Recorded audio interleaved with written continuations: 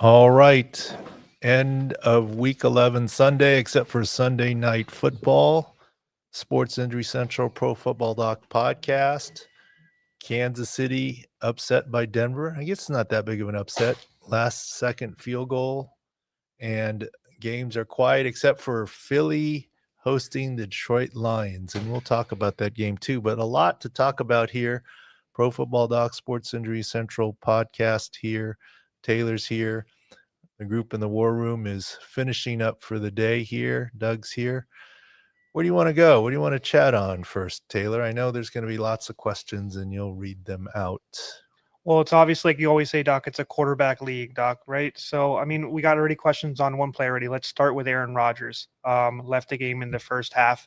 They said left wrist. People are a little questioning because obviously the wrist left side is not his throwing arm, right? But tell me your thoughts on what you saw and what his availability is next week. Yeah, let's talk about Aaron Rodgers. But even before we get there, the news this week, as we talk about it, was, Zabel got fired, Jackson Dart. Breaking news this morning was Giants don't want Jackson Dart to run as much. We've talked about on our podcast before, 57 rushes, 3 concussion checks versus Josh Allen, 59 rushes, 0 concussion checks coming into the day today, not counting today's stats for Josh Allen. But in any case, we've been saying you can't extend plays. You get the first down, that's fine, but then you got to go down, and that's what the Giants are saying.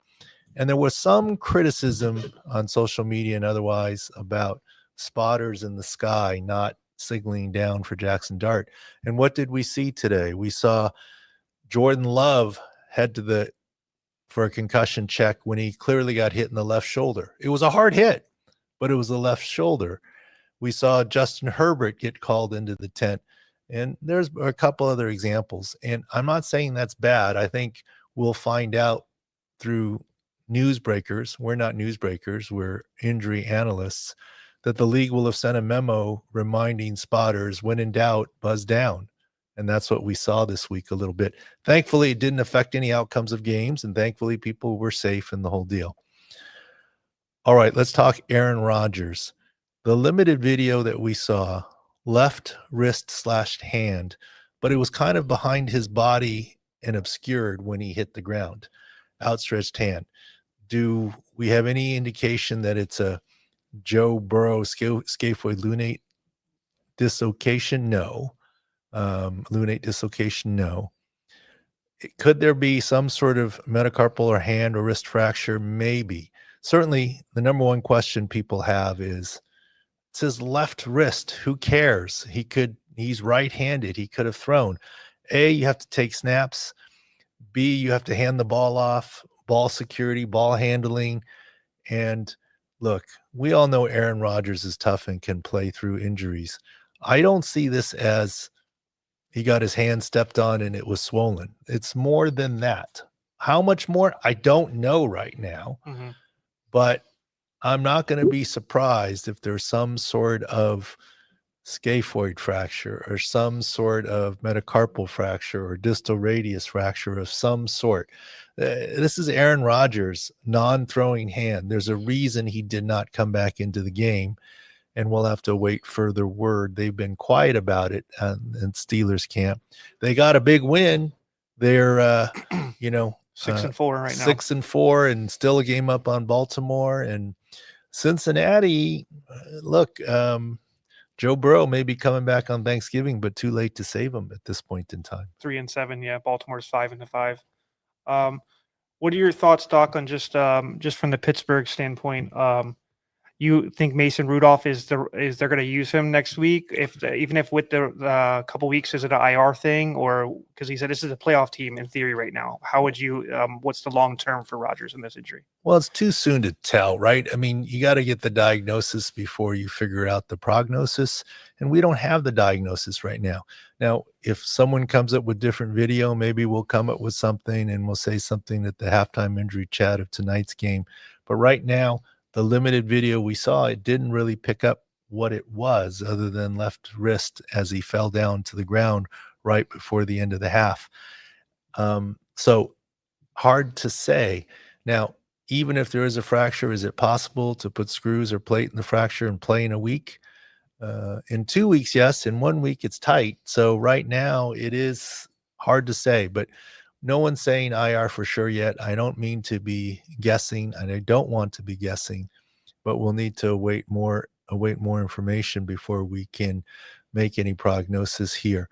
Jaylen Warren, on the other hand, left with what appeared to be an inversion ankle sprain, returned for about one play, and then was ruled out. I don't see this as long-term, but certainly next week is in jeopardy. I don't see this as injured reserve for Jaylen Warren, but certainly he could miss some time, including next week, to be determined as well. But I don't see this one as significant, not IR, not short-term IR, but certainly could miss some time, Jaylen Warren. And from our 6 scores with it, you'll see every single week our data package. You probably will see a Steelers, negative, positive, negative delta for their offense, potentially without their quarterback and their starting running back. You did touch on concussions a little bit.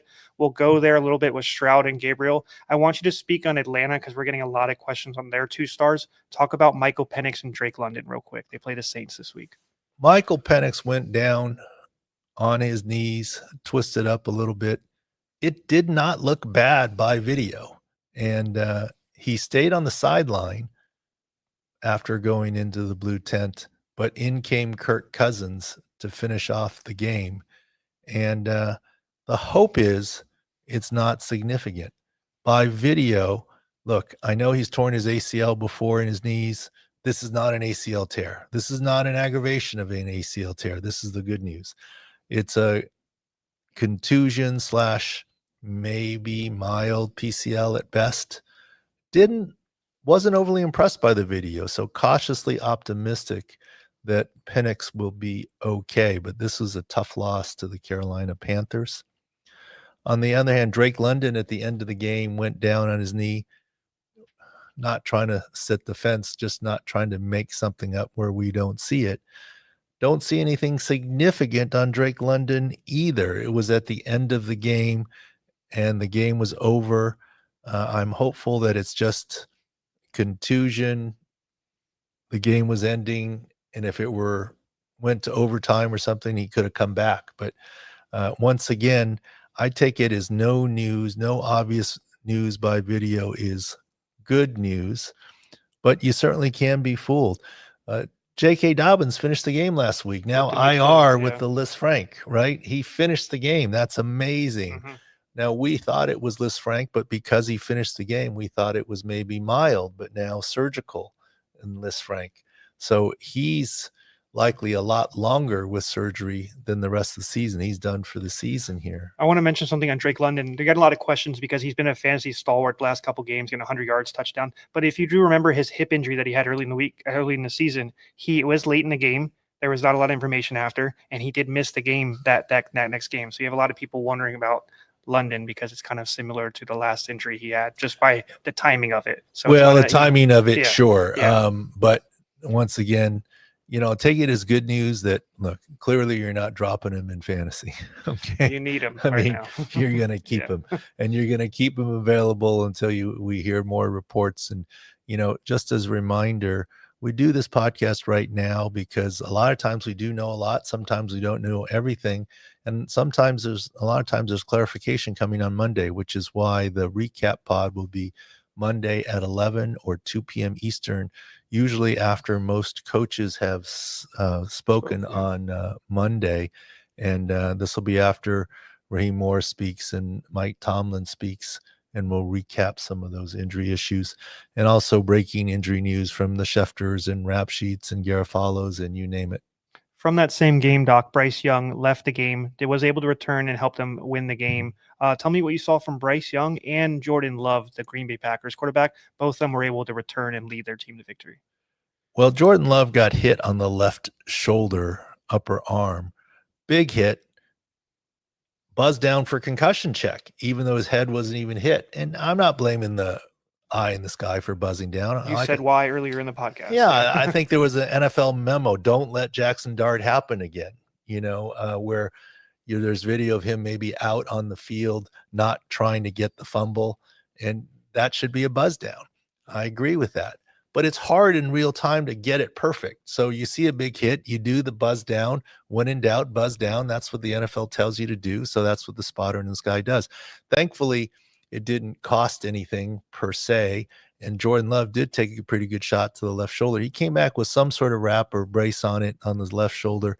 He's going to continue to play through. He did today. I'm not that worried about Jordan Love there and his injury. And you were asking about which other one? Jordan Love and Josh Jacobs is the other one. Josh Jacobs, I didn't ask about him, but he was the next one. I was going to ask about Dillon Gabriel was the next one, but yes, go on there. Yeah. Well, Josh Jacobs from the same team, yeah. Early in the game, down the right sideline, hit, knocked out, stayed in the game a little bit, then left for the left knee. Look, don't see anything clear on the video there. That's horrible either, but he did not return. So the reporting sounds ominous, but not season ending. What do you make of the reporting from Rapport? Look, MRI incoming, obviously. Let's hope there's no structural damage in form of a meniscus tear. The way that Josh Jacobs left the game is a little bit ominous, but I'm not seeing by video clearly what it was to be able to tell everybody. But yes, I would agree it's ominous in terms of next week, next couple of weeks. Hopefully not ominous in terms of season for Josh Jacobs. For Dillon Gabriel, that's interesting. We posted it on Twitter. He took a hit, went down on his face mask on a play where he was running. Then he handed off, then turnover on downs. Then he came back for another handoff, went into halftime, and didn't come back from halftime. Out of that. Yeah. Yep. So some sort of evaluation in the locker room and ruled him out, and here comes Shedeur Sanders. So that means that he didn't necessarily have immediate symptoms. It's in some ways a Jackson Dart-ish situation. No two concussions are the same. Delayed symptoms is the common, or? Yeah, okay. Well, with the delayed or onset of symptoms or prolonged symptoms, at least, that does not bode well for this next week. And to be fair to Shedeur Sanders, maybe we get a fairer look at Sanders with a week of practice. It's always hard for a backup to come in without taking all the first team reps in a certain week of preparation. Not exactly a fair test for Shedeur to come in like this. Next week might be a fairer test for Shedeur Sanders. And the Browns play the Raiders. The Raiders. Yes. Okay. Who won't play till Monday. So I want to mention one that we were talking about, these delayed symptoms and just overall, the concussions. One big one, obviously, is the Thursday night football game, Bills versus Houston Texans. Bills had a good comeback win today versus the Tampa Bay Buccaneers, slugfest over there. You have the Thursday night football concussion. He missed the last 2 weeks. Tell me your thoughts on if CJ Stroud can make it after missing these last couple games. Well, first of all, Josh Allen couldn't have had a worse start, right? 2 picks, the chest pass pick. And he finishes with 6 total touchdowns. Yeah, that's crazy. Flips the script. Yeah, that's pretty crazy and dominates there. Right. CJ Stroud, we said it when it was the early rule out after his concussion 2 weeks ago that he is likely to not play again. He did not play again this week. He did not practice at all this week, which means on a short week, if you haven't practiced in 2 weeks, what are the chances in the next 3 days you get to a full practice? He's got to get to a full practice by Wednesday. He hasn't practiced at all in 2 weeks. So unless he goes quickly LP, FP, or DMP, LP, FP very quickly Monday, Tuesday, Wednesday, he's not playing Thursday against the Bills. And the likelihood is CJ Stroud will miss another week. Concussions, you can't predict, but they usually don't stay flat and then all of a sudden accelerate in their recovery. The only way that he plays is if he could have been ready for this game, but the Texans said, let's just be safe with him, hold him out, and then we're going to launch him on Monday on a short week and try and play him against the Bills. That would be the only way that he could play. I just got news from Rapport about Penix's injury. Apparently, he re-aggravated the same bone bruise injury that he had earlier in the season. What does that new news change for what you just said? Oh, interesting. I had forgotten about that. Thank you, Daniel. I've Thank forgotten you. about that Yes. bone bruise from earlier this season that he had. Yes. Didn't miss any time with it. Yeah. Yeah. And so the bone bruise, look, this is not going to be, I believe, a Brock Bowers type bone bruise where he misses 6 weeks. He missed one game, actually. Excuse me. Yeah, one game. I think this is a short term. It's not the same kind of bone bruise as Brock Bowers had. He missed one game for the bone bruise before. You always have to be careful when there's a re-aggravation of an injury earlier this season. But this fits what we said in terms of video, not seeing anything severe, not related to the ACL that he had before in college. Okay, it seems related to aggravating the bone bruise. I think Atlanta will be more careful with their star this time than last time. So is it more than a week? Maybe. Is it IR? If it is IR, it's not season-ending IR. It would be short-term at worst IR, but I'm not even certain that he goes to IR. I think they'll wait for the MRI and look and see and keep hope alive. But it seems likely Kirk Cousins gets 1 or 2 starts. We got through some of the big names, Doc. I just want to go some of the singular injuries that people are asking about in the chat. One is Greg Zabel. I don't get too many non-fantasy players, but a lot of Seahawks fans are asking about their left guard that went down today. Did you see any video analysis on the left guard for the Seahawks that went down earlier today? Yeah, he got rolled up on the left leg. Looks like his knee. At best, it's an MCL. Hopefully not more, right? And I think he's at jeopardy of missing some time. And they're asking if it's long-term IR or is it just a couple games for the rookie left guard? I hope it's just a couple of games, but it could easily be IR at this point in time. But I don't know that he's done for the season unless we get really bad news on the MRI.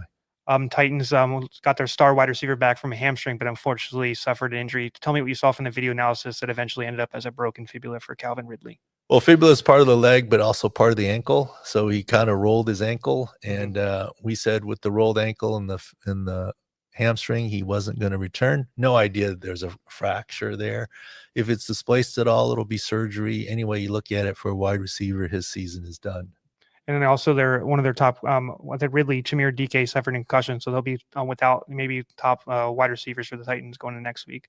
I have a couple more things, Doc, real quick from the Thursday night football game. Tell me your thoughts on what you saw from Milton Williams. He had a high ankle sprain, but now they put him on IR, so it's a big loss for the Patriots and their D-line. Yeah, that's a big loss. He's huge. been huge, and you know, we'll have to calculate out the 6 scores. And New England's been great so far, but they're picking up some injuries now. They've been healthy earlier, and so that's going to be a big downgrade for the defensive line. All right, Doc. I have no other players. Do you have anything else to add? We have a couple other players, like defense players. All their insights will be at sixscore.com. All the latest news that comes out tonight and tomorrow. Yeah, I think the biggest story right now might be Aaron Rodgers, right? It's a quarterback-driven league, and it's Aaron Rodgers. Look, once again, by video, we do not see a definitive injury to the left wrist because it's blocked. However, how is it that Aaron Rodgers, as tough as he is, doesn't return? This is not a hangnail. This is not a hematoma on the back of his hand. His hand didn't get stepped on. Look, this is not a jammed wrist or anything. I have to worry about there being some sort of fracture. I have no information to that effect. Right. I'm just saying, how does Aaron Rodgers not come back? Yes, it's his left wrist hand. It's not the right side, but you still have to take snaps and handle the ball security. So more tests to come, but let's hope for good news. But even if there is a fracture, it depends on what kind and if surgery is needed. And often nowadays, it does not mean the end of the season. Look, if it's a scaphoid fracture, there could be a screw put in and tape or splint. If it's a distal radius fracture, plate and screws and smaller splint. And hopefully for the Steelers and Aaron Rodgers, even if there is a fracture, there is still return to play on the table for this season. But let's not jump the gun. Let's get the diagnosis before the prognosis. But if you are a Steelers fan, Aaron Rodgers fan, there has to be worry here on Aaron Rodgers in terms of what's going on in his left wrist. I remember Aiden O'Connell, he suffered a fractured wrist earlier, like in last year, I believe. It was 6 to 8 weeks. Is that surgery? That was because it was surgery. Is that why it was so long? Was that his throwing hand? Right. It was his throwing hand. That's the difference. That's correct. That's why I was saying from a difference. comp. Yeah, exactly. That's the difference because this is Aaron's non-throwing hand. Right. Even if there is some sort of fracture, you got to determine what is it possible to play in the next couple of weeks, maybe, because it's his non-throwing hand. Look, I don't think it's end of season.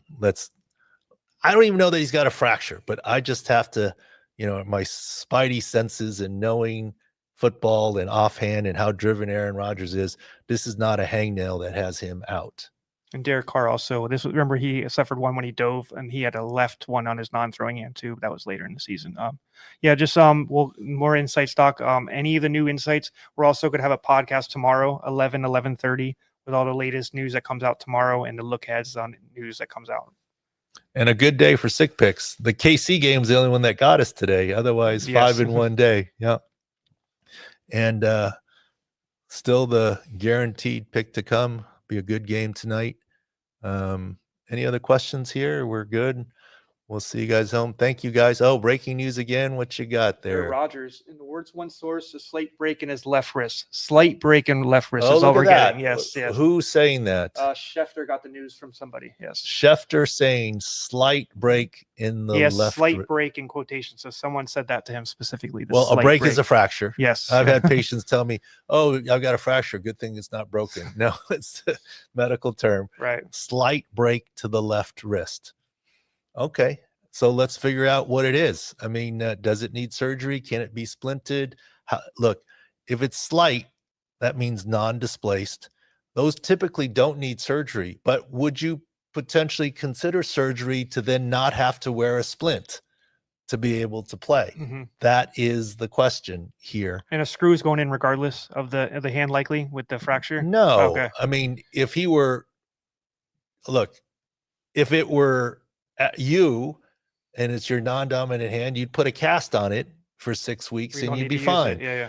The only reason we talk about it in terms of sports medicine is he can't play in a cast. There's not enough ball handling that you can. A quarterback, even in the offhand, cannot play in a cast. So with that, is there something the team doctors can do to make it stable more quickly where he doesn't have to wear the cast? Or wear something smaller, a dorsal splint, where he could still be able to grip the ball and, hand off right, left, stretch plays, whatever you want to call it. So, yeah, I mean, we don't even know that the Schefter news is true yet, but assuming Schefter's usually pretty good here. Yep. And it fits with what we were just talking about. Why didn't he come back in? Yeah, thank you for bringing that to us. That's good Daniel. timing. Good timing before the end of the podcast there. All right, thanks for listening and watching. We'll have more at halftime today of the Sunday night game and more tomorrow, 11 a.m. Pacific, 2 p.m. Eastern time with the recap podcast. Thanks for watching.